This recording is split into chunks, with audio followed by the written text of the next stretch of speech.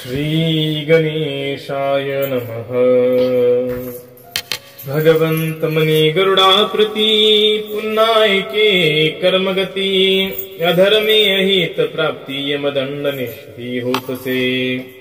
भगवान विष्णू गरुडजींना सांगतात की पुन्हा कर्मगती ऐक गरुडा, की जे अधर्म करतात अहित त्यांची निश्चितच अहित प्राप्ती होते, त्यांना यमदंड निश्चित आहे।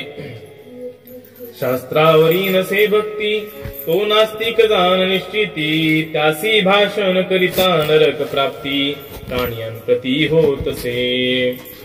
जो शास्त्रांना मानत नाही, जो देवाला मानत नाही, तो नास्तिक जो आहे त्याला बोलणाऱ्यांना सुद्धा नरक प्राप्ती होते। पुन्हा सर्व धर्मांचे सार महावाक्य ऐके खगेंद्र, मदभक्ती करीती अहोरात्र स्वर्गद्वार ते सुख पावती।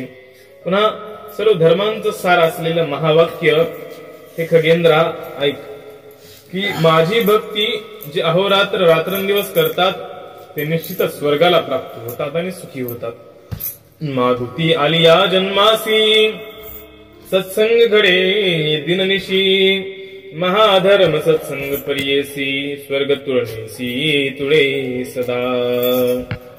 जन्माला आल्यानंतर ज्यांच्या जीवनामध्ये दिवस रात्र सत्संग होतो ते तर महाधर्म करतात आणि स्वर्गामध्ये निश्चितच ते प्राप्त होतात।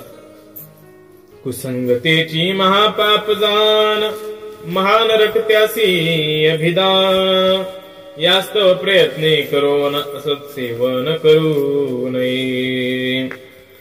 कुसंग हेच महापाप सांगितलं आहे। वाईट लोकांचा, वाईट स्त्रियांचा, वाईट पुरुषांचा संग हेच महापाप आहे आणि निश्चितच त्याला महानरक प्राप्त होत असतो। म्हणून प्रयत्न करून असत जनांचं, वाईट जनांचं, दुष्ट जनांचं सेवन संग करू नये। कोणाचं सेवन करावं, कोणाचा संग करावा? साधूंचे करावे सेवन ते सद्गती स्वर्गस्थान, आता पाप चिन्हित जन्मजान त्यांचे विंदान परियेसी। म्हणून साधूंची संगती करावी आणि साधूंची संगती केली तर निश्चितच सद्गती, निश्चितच स्वर्गाला तुम्ही जाल। आता पाप चिन्हित जन्म जो आहे, अर्थात पापामध्ये ज्याने जन्म घातलेला आहे त्याचा परिणाम काय होतो ऐका। अमृतवादी आणि पिशून आणि बद्ध करी प्रलापन, मृग पक्षां माझी जनन परदारा सेवन जो करी। जो अनृतवादी आहे, नेहमी खोटं बोलणार आहे, लबाड माणूस आहे, जो पिशून आहे अर्थात चहाडखोर आहे, चहाड्या चुगल्या करणारा जो माणूस आहे, जो अमर्यादी आहे, ज्याला मर्यादा समजत नाही, व्यर्थ प्रलाप करत राहतो, व्यर्थ ओरडत राहतो आणि मृगांमध्ये पक्ष्यांमध्ये जो राहतो आणि परदारा परस्त्रियांचं सेवन संबंध जो करतो। आणि कसे अदत्त तो जन्मे रोग संयुक्त, हिंसक प्राणी जे जगात ते स्थावरात जन्म घेती। जो कंजूस आहे, जो जन्माला आल्यानंतर रोग संयुक्त आहे, असे लोक जे आहेत हिंसक प्राणी बनून जन्म घेतात, स्थावर वृक्ष बनतात, कधी पाषाण सुद्धा, दगड सुद्धा ते लोक बनतात। निद्राळू क्रूर लुब्धक नास्तिक तैसे वंचक, प्रमादी भिन्न वृत्ती देख स्त्रियांच्या माझी ज सम्यक जन्म त्यांची। जे झोपाळू आहेत, कुठेही बसले की झोपतात, जे क्रूर आहेत, लुब्धक जे आहेत, नास्तिक जे आहेत, जे दुष्ट आहेत, जे प्रमादी आळशी लोक आहेत, त्यांचा निश्चित पक्षांमध्ये जन्म होतो पुढचा। मृग उष्ट्र श्वान सुकर ब्रह्महत्यार्यासी योनी उष्ट्र, पुलक सत्वैन पिया खर सुरापी नरजन्म पावे। मृग अर्थात हरिण, उष्ट्र उंट, श्वान म्हणजे कुत्रा आणि सुकर म्हणजे डुक्कर, यांचे सुद्धा जन्म घ्यावे लागतात। कोणाकोणाला कुठले जन्म मिळतात? जो ब्रह्महत्यार आहे, ब्राह्मणाची साधूंची हत्या करणारा आहे, त्याला उंटाचा जन्म मिळतो. जे पुलकस वैनतेया खर सुरापी नर जन्म पावे, चांडाळाचा जन्म सुद्धा ते प्राप्त करतात. काही जे या जन्मामध्ये चांडाळपणा करतात ते लोक गाढवाचा जन्म प्राप्त करतात. कृमी कीटकानी पतंग स्वर्ण हरत्यासे जन्म देख, तृण गुलमलता सम्यक गुरु तल्पक क्रमेची जन्मे. स्वर्ण हरता सोनं चोरणारा, जो सोनं चोरणारा आहे, सोनं चोरणारे आहे त्याला कृमी आळ्यांचा जन्म, नालीमधल्या आळ्यांचा जन्म पहिल्यांदा, पुन्हा किड्यांचा जन्म, पुन्हा उडणाऱ्या किड्यांचा जन्म मिळतो त्याला. त्यानंतर गुरूंना जो छळणारा आहे त्याला पहिल्यांदा तृणाचा जन्म मिळतो. तृण म्हणजे गवत, गवताचा जन्म मिळतो. पुन्हा वेली म्हणून जन्म मिळतो. त्यानंतर मोठ्या वेली म्हणून तो जन्म पावतो. अन्न हरता याची अन्न, वाणी चोरी तो मूक जान, धान्य हरता रक्तांग संपूर्ण, तैसाची पिशून दुर्गंधी मुख. अन्नाचं हरण करणारा, अन्न चोरणारा जो आहे तो अन्न मागत हिंडतो. जो वाणी चोरणारा आहे तो मुका बनतो. जो धान्याचं हरण करणारा आहे, धान्य चोरणार आहे दुसऱ्यांचं, अशा धान्य चोरणाऱ्याला रक्त अंग, त्याचं लाल अंग होतं या जन्मामध्ये. त्यानंतर सांगतात तैल हरता तेली होत, सहाडी करत्याच्या मुखासी दुर्गंधी बहुत, पत्र शाखा चोरिता किंचित, मयूर होत रण्या माझी. तेल चोरणारा तेली बनतो पुढच्या जन्मामध्ये सांगितलं. त्यानंतर चहाड्या लावणारा, चहाडीखोर, चुगलखोर, त्याच्या मुखाची दुर्गंधी फार येते.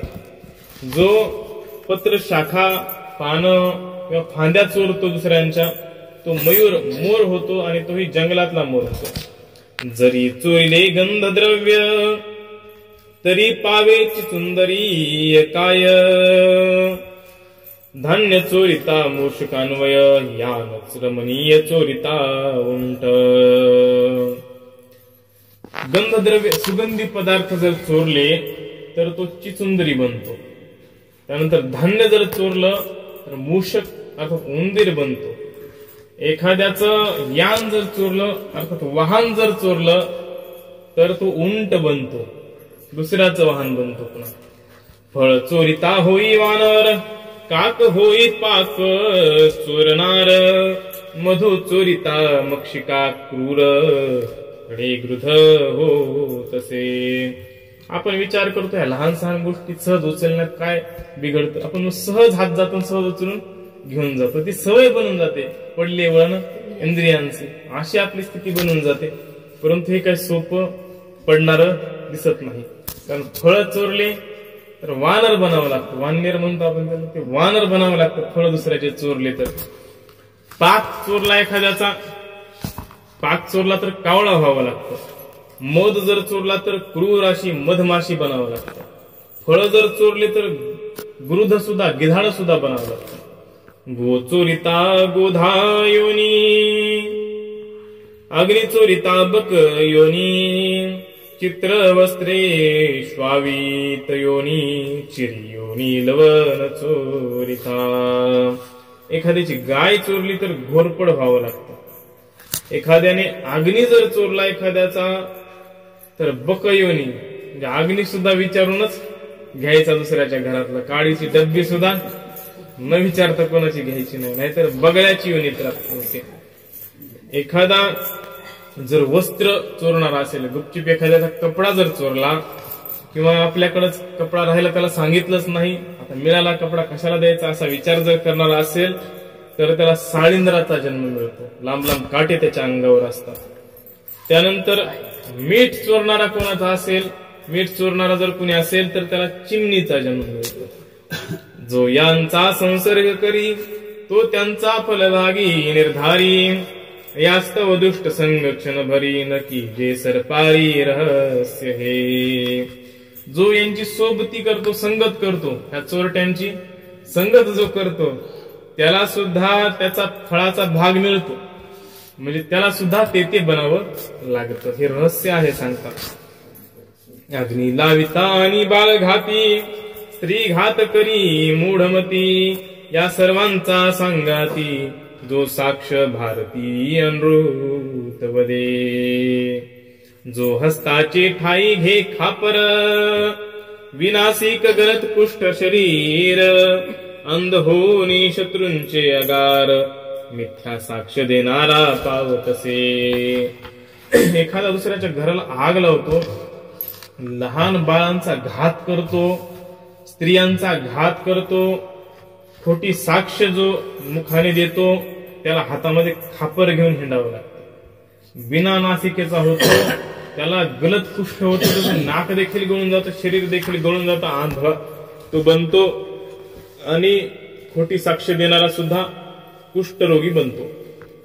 जे पाप तीर्थ न दवडीत, ते पाप साधू दर्शनी जात, साधूंनी फार केले पुनीत, माझी आपदा ते बहु आले. तीर्थाला गेल्यानंतर सुद्धा काही पाप नष्ट होत नाही. ते पाप संतांच्या संगतीमध्ये, साधूंच्या संगतीमध्ये नष्ट होतात. म्हणून साधू फार पुनीत असतात, साधू फार पुण्यवान असतात, ते साधू माझ्या ठिकाणी येतात.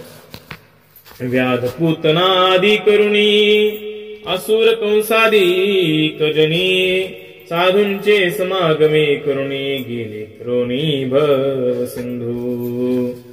व्याध नावाचा एक शिकारी होता. तो शिकारी, त्यानंतर पूतना, कित्येक असुर, कंसादी असुर, सगळ्यांना साधूंची संगती घडली. नारद मुनींची बऱ्याच जणांना संगती घडली. तर तरुण गेले, भव सिंधू तरुण गेले, असुर असून सुद्धा, राक्षस असून सुद्धा. साधूंचे संगाचा लव तुळनेसी, न तुळे परीसी, मुक्ती न पावे साम्यतेसी, यास्तव सर्वांशी उत्तम साधू संग. साधूंच्या संगतीचा, संत संगतीचा एक क्षण सुद्धा हजारो लाखो द्रव्य जरी वेचलं, सोनं जरी वेचलं, दिलं तरी साधूंचा संग मिळत नाही. साधूंच्या संगतीचा परिणाम मुक्तीच आहे, दुःखातून मुक्ती हाच आहे. आणि उत्तम असा साधू संग जीवनामध्ये आपल्या मिळवला पाहिजे आपण. सर्व यज्ञ सर्व दान सर्व तीर्थे व्रताचरण, मी सर्वांगटी असे पूर्ण, पेसाची जाण माझा भक्त. सगळे यज्ञ, सर्व प्रकारची दान, सर्व प्रकारची तीर्थ, सर्व प्रकारची व्रत मी सगळ्यांच्या ठिकाणी आहे आणि संपूर्ण परिपूर्ण असा मी आहे. आणि माझे भक्त सुद्धा परिपूर्ण आहे असे सांगतात भगवान. मी ज्ञानी मी निर्गुण, रूप मुख माझेची जाण, आनंद देह मी धरोन, पन्नगाशना फिरतसे. हे गरुडा, मी ज्ञानी आहे, मी निर्गुण आहे, रूप ही माझच आहे, मुख ही माझच आहे आणि आनंद देह धरून मी फिरत असतो. मी एक आकाशवत घटमठी असे व्याप्त, घटभंगे घटाकाश नासत, मी तैसाची शाश्वत देहभंगे. भगवान सांगतात, त्यांचं रूप सांगतात कसं आहे. मी एक आकाशाप्रमाणे आहे, आकाश जसं सर्व व्यापक आहे तसा मी सगळीकडे, सगळ्या ठिकाणी व्यापलेला आहे. घटामठांमध्ये सगळीकडे जेवढ्या वस्तू आहेत त्या सर्वांमध्ये मी व्याप्त आहे. जसं ह्या सगळे जेवढे शरीर आहेत त्या शरीरांमध्ये सुद्धा मीच व्याप्त आहे. जसा एखादा घट असतो, गाडगा असतो आणि त्या गाडग्यामध्ये आकाश असतं आणि ते गाडगं फुटलं की ते आकाश फुटतं का? आकाश नाही फुटत. त्या परम आकाशामध्ये मिसळतं, मोठ्या आकाशामध्ये मिसळतं. तसं या जीवामध्ये शिवस्वरूप परब्रह्म तो देव या शरीरामध्ये राहतो. हे शरीर जरी नष्ट झालं तरी तो नष्ट होतो का? आत्मा नाही नष्ट होत. आत्मा परमात्म्यामध्ये विलीन होत असतो. कर्दळी स्तंभ याची परी, मनुष्य देह असे निर्धारी, निस्सार निश्चये पन्नगारी, जल बुद्बुद सरी जानिजे. तसा कर्दळीचा स्तंभ, कर्दळीचा खांब असतो. एक एक एक एक पान, कितीही पानं काढत गेली तरी आतमध्ये गाभा असतो.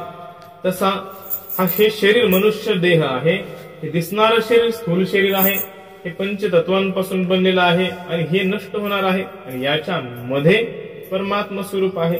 जलबुदबुदाप्रमाणे, पाण्याच्या बुडबुड्याप्रमाणे हे शरीर नष्ट होऊन जातं. कधी नष्ट होईल काही सांगता येत नाही.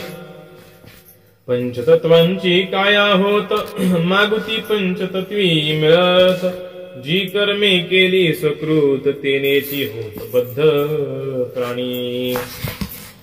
हे शरीर कशाचं बनलं आहे? शरीर 5 महाभूतांचं बनलेलं आहे. महाभूत अर्थात पृथ्वी, जल, अग्नी, तेज, वायू आणि आकाश या 5 महाभूतांपासून, पंचतत्वांपासून हे शरीर बनलेलं आहे. आणि मेल्यानंतर हे शरीर त्यांच्यामध्येच मिसळून जातं. माती मातीमध्ये मिसळते, पाणी पाण्यामध्ये मिसळतं, वायू वायूमध्ये, आकाश आकाशामध्ये आणि शरीरामधला अग्नी अग्नितत्वामध्ये मिसळून जातो. आणि तो प्राणी बद्ध होतो कशामुळे?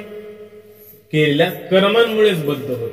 जे कर्म करतो, चांगले कर्म किंवा वाईट कर्म, त्या वाईट कर्मांमुळे आणि चांगल्या कर्मांमुळेच बांधल्या जातो तो प्राणी.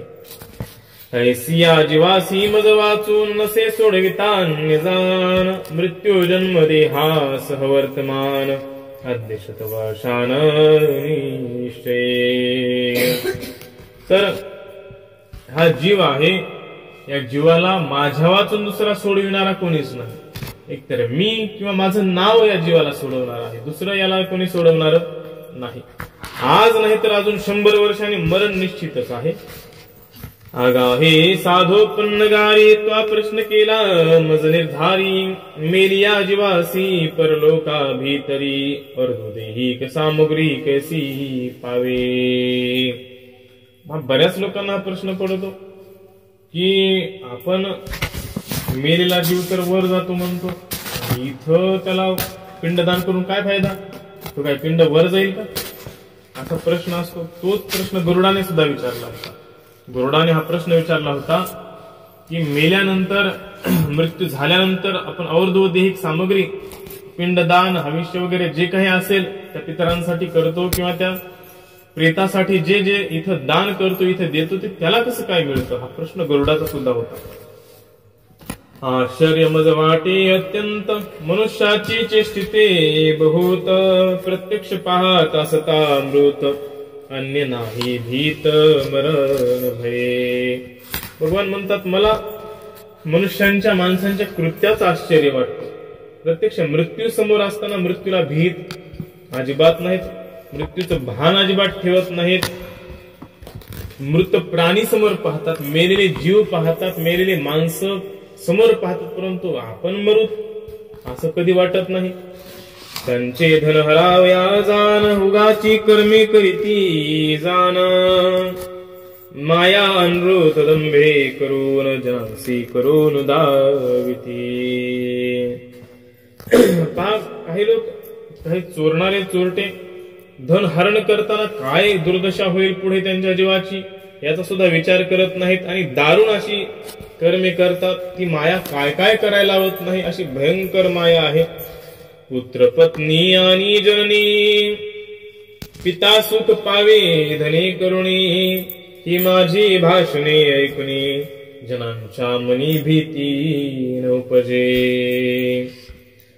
पुत्रासाठी धन कमावतो, पत्नीसाठी धन कमावतो, माता पित्यांसाठी धन कमावतो आणि धन कमावून आल्यानंतर ते सुखी होतात. परंतु भगवान सांगतात की माझं हे भाषण ऐकून जनांच्या मनामधली भीती नष्ट होते. काय करील चतुर्वक्ता, जेथे नाही सावध श्रोता, यास्तव एक चित्ते तत्वता, माझ्या वाक्यार्था परिजे. भगवान सांगतात वक्ता किती जरी चतुर असला आणि श्रोता सावध नसला, आपली झोप काढत असला तर काय उपयोग आहे? म्हणून माझ्या वाक्यार्थाला ऐक. अंतकाळ जहाल यावरी, प्रेत कार्याचा काळ अवधारी, एकादश दिवस निर्धारी, मुख्य पन्नगारी जाणिजे. मृत्यू झाल्यानंतर 11वा दिवस महत्वाचा असतो. हे गरुडा 11वा दिवस महत्वाचा असतो सांगतात. देशाची सकळ क्रिया जाण, वृषोत्सर्ग आदी करून, सूतक मृतकादी जान एकादी न प्रशस्त पै. सगळ्या क्रिया करण्यासाठी, सगळ्या वस्तू दान करण्यासाठी, वस्तू सोडण्यासाठी, त्यानंतर सूतकादी अशौचादी घालविण्यासाठी 11वा दिवस महत्वाचा असतो. श्राद्ध कार्यासी पुत्र प्रशस्त, त्याच्या अभावी भार्यायुक्त, तिच्या अभावी कनिष्ठ बंधुयुक्त, तद्भावी युक्त ज्येष्ठ भ्राता. श्राद्ध करण्यासाठी कोणी श्राद्ध करावे? आता एखाद्याचं कोणी मेलेलं असतं, कोणी मेलेलं असतं, तर कोणाच्या हाताने श्राद्ध करावं हा प्रश्न असतो. तर सांगतात श्राद्ध करण्यासाठी सगळ्यात उत्तम पुत्र. पुत्र जर नसेल तर त्याची बायकोने श्राद्ध करावं. तीही नसेल तर लहान भाऊ जो असेल त्या लहान भावाने श्राद्ध करावं. तोही नसेल तर मोठा भाऊ सुद्धा चालतो. तो नसल्या भ्रातृपुत्रान क्रिया समस्त करावी जाण, मावशी ते पुत्र कसमान, मातुलाचे नंदनात्म बांधव. तोही नसेल, मोठा भाऊही नसेल तर भावाचा मुलगा, तोही नसेल तर मावशीचा मुलगा, मामाचा मुलगा, यांच्याकडून देखील श्राद्ध इत्यादी क्रिया कराव्या. एवं मातृ पितृ जान, सप्तपुरुष सपिंड विधान, तदूर्ध्व सप्त सोदक मनोवन पन्नगाशना जानिजे. माता पित्यांचं श्राद्ध करण्यासाठी 7 पुरुषांपर्यंत, 7 पिढ्यांपर्यंत सपिंड विधान त्याला म्हटलेलं आहे. 7 पुरुषापर्यंत आणि 7 पिढ्यांच्या नंतर त्याला सोदक म्हटलेलं आहे. 7व्यापासून 14व्यापर्यंत त्याला सोदक म्हणलेलं आहे. क्रिया की जे आत्मबंधूने किंवा पितृबंधूनी जाणे, आणि करिता मातुलाने शिष्य गुरुने अवश्य कीजे. स्वतःच्या भावानं क्रिया करावी किंवा पितृबंधू, पित्याचा भाऊ असेल त्यानं क्रिया करावी, अथवा मातुलाने मामाने जर करायची असेल तर शिष्य आणि गुरूंनी देखील ही क्रिया करावी.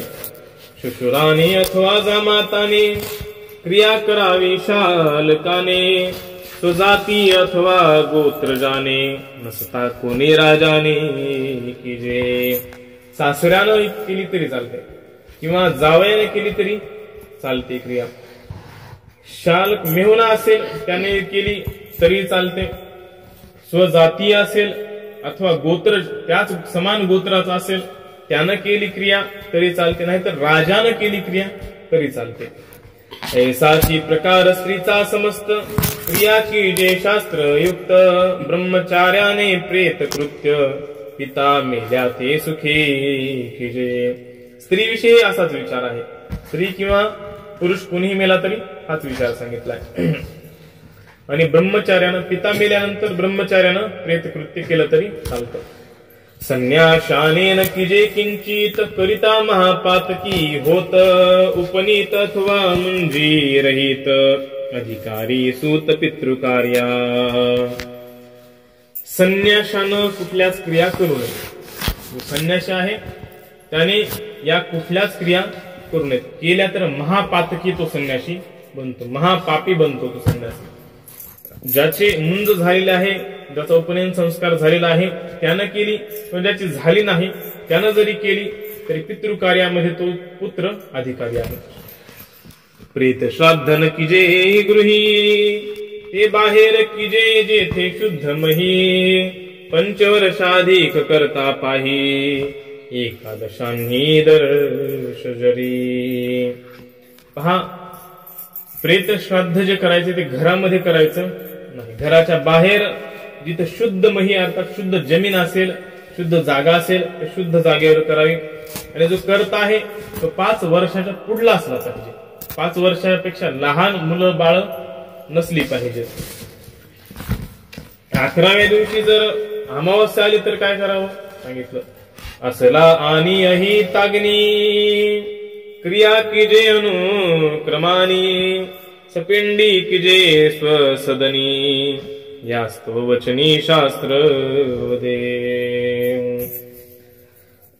अहित अग्नी सांगितला जो अग्निहोत्री आहे, त्या अग्निहोत्री मनुष्याने क्रमाक्रमाने क्रिया कराव्या.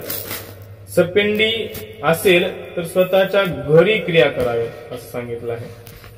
संन्यासी मेलियावरी पुत्रे पार्वन श्राद्ध किजे निर्धारी. एकादश दिनी पन्नगारी शास्त्र प्रकारी किजे पुत्रे.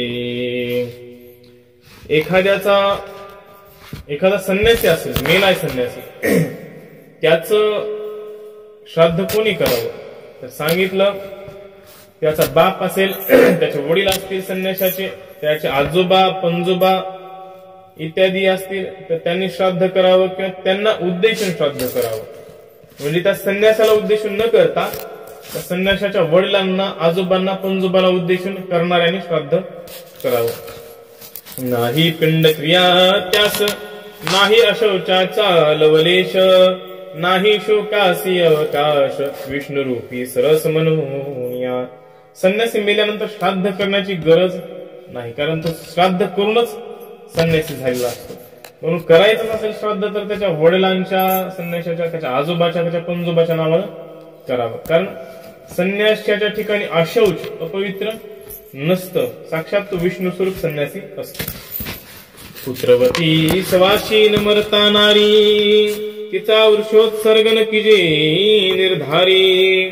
विद्युक्त गोप्रदान द्विज करी, पुरगारी अवश्य विजे. एखादी सवाशीन असेल, पुत्रवती असेल, ती जर नारी मेली तर तिचा वृषोत्सर्ग करू नये आणि विधियुक्त गोप्रदान करावं, तिच्यासाठी गायीचं दान करावं.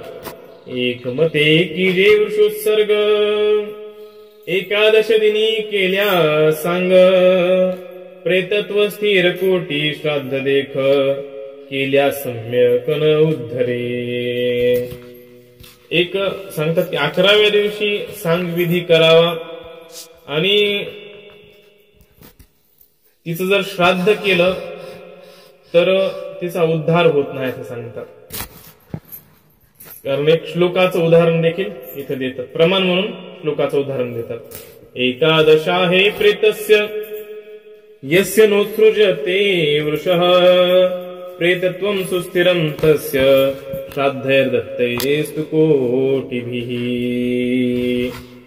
सांगितलं की 11व्या दिवशी त्या प्रेताचं जो वृषोत्सर्ग आहे, जे दान देणं आहे, ज्या काही क्रिया आहेत त्या 11व्या दिवशी कराव्याच कराव्या, नाहीतर त्याचं प्रेतत्व सुस्थिर राहतं, ते प्रेतच बनून राहतं.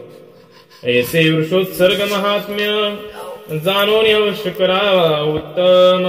गरुडासी कथी पुरुषोत्तम, शौनकादी ऋषींना सूत कथी. असं वृषोत्सर्गाचं महात्म्य, 11व्या दिवसाचं हे महात्म्य इथे सांगितलं आहे. म्हणून ते जाणून अवश्य ते करावं. अशा प्रकारे पुरुषोत्तम भगवान विष्णू गरुडालाही हे सर्व महात्म्य सांगतात आणि हेच महात्म्य सूत महर्षी शौनकादी ऋषींना सांगतात. याची प्राकृत वाणी युक्त सप्तमाध्यायी श्रद्धायुक्त, कर्मनिष्ठादी प्राणी बहुत, माधव नियोदित निवेदित त्या प्रती. जे कर्मनिष्ठ प्राणी आहेत, श्रद्धाळू जे लोक आहेत, त्यांच्यासाठी या अध्यायामध्ये वृषोत्सर्ग या माधव नावाच्या ग्रंथकर्त्यांनी सांगितलं आहे या 7व्या अध्यायामध्ये. इति श्री गरुड पुराणे प्रेतकल्पे गरुड नारायण संवादे वृषोत्सर्ग कथनम